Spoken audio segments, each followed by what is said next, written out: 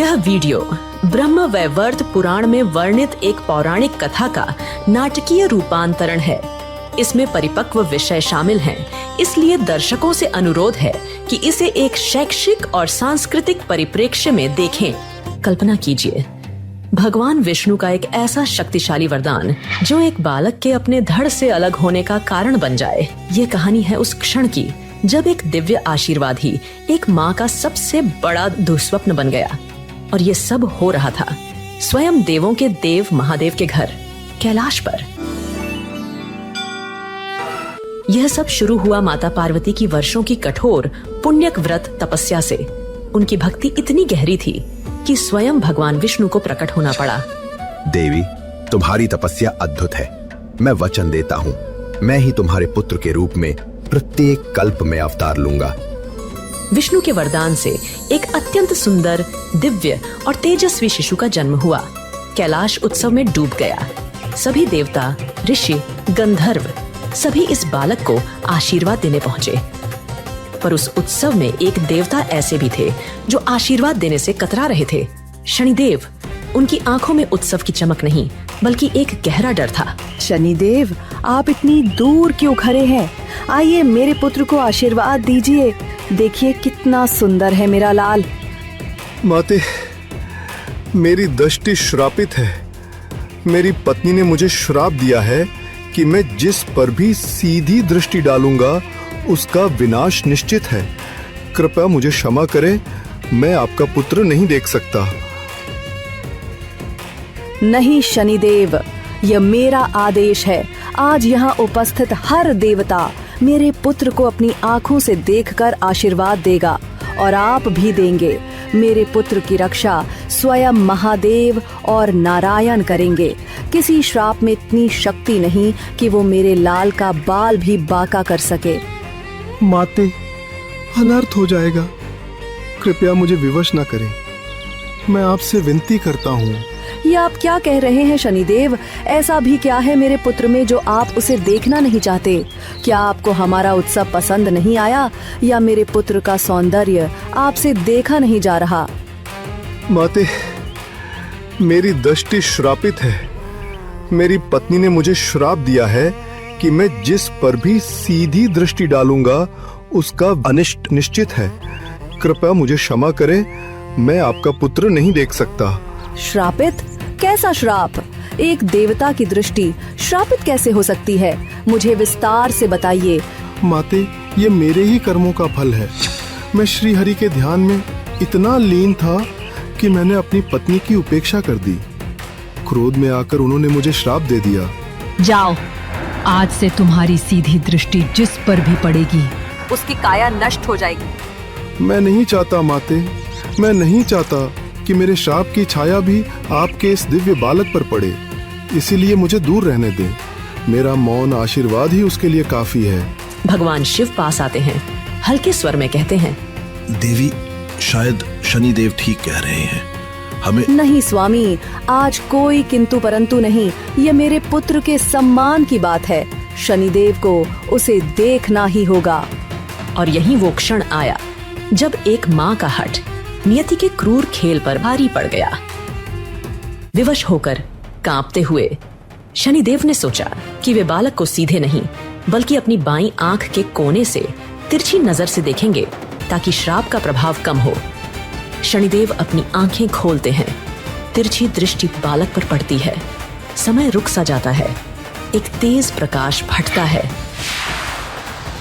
और एक दिव्य प्रकाश पुंज बनकर गोलोक में विलीन हो जाता है। नहीं, मेरा पुत्र! पार्वती जी मूर्छित होकर गिरती हैं। शिवजी स्तब्ध रह जाते हैं। एक माँ की चीख से आकाश कांप उठता है। सभी देवता डर और दुख में भर जाते हैं। एक माँ का हठ और एक श्रापित दृष्टि। कैलाश का उत्सव अब मातम के सन्नाटे में बदल चुका था। ब्रह्मांड असंतुलित होने लगा, जैसे सृष्टि स्वयं मातृ वेदना को महसूस कर रही हो। भगवान विष्णु प्रकट होते हैं। महादेव, शोक का समय नहीं है। पार्वती की ये अवस्था सृष्टि के लिए घातक हो सकती है। ये बालक मेरा ही अंश है। मैं इसे ऐसे अंत नहीं होने दूंगा। पर उसका मस्तक तो गोलोक में विलीन हो चुका है। अब क्या हो सकता है? विष्णु अपने विराट रूप में आए, गरुड़ पर सवार हुए और उत्तर दिशा की ओर प्रकाश की गति से उड़ चले। वहां जहां उनका समाधान छिपा था, सुंदर नदी तट, पुष्पभद्रा नदी, एक हथिनी अपने बच्चे के साथ विश्राम कर रही है। हाथी का शिशु उत्तर दिशा की ओर सिर किए सो रहा है। विष्णु हाथी के सिर को श्रद्धा से उठाते हैं, उसे गरुड़ पर लेकर कैलाश लौटते हैं। विष्णु जी उस गज मस्तक को बालक के धड़ पर रखते हैं। वे वैदिक मंत्रों का जाप आरंभ करते हैं। ओम प्राणानाम ग्रंथिरसि रुद्रो मा विशांतकः तेनान्नेनाप्यायस्व। बालक की आंखें खुलती हैं। वह अब गजमुख है, अपनी सूंड हिलाता है और एक कोमल ध्वनि निकालता है। पार्वती की मूर्छा टूटती है। बालक को देखती है, एक पल चौंकती है, फिर आंसुओं में डूबकर उसे गले से लगा लेती है।